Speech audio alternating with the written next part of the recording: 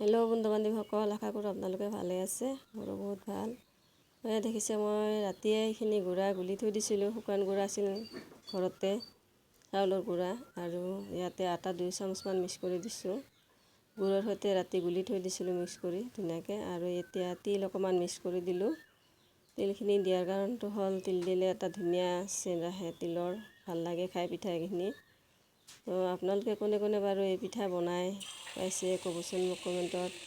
আৰু ইয়াৰ নামটো কি বুলি কয় আপোনালোকে?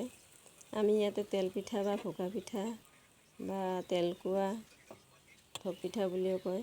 আপোনালোকে বাৰু কি বুলি কয় ক'বচোন।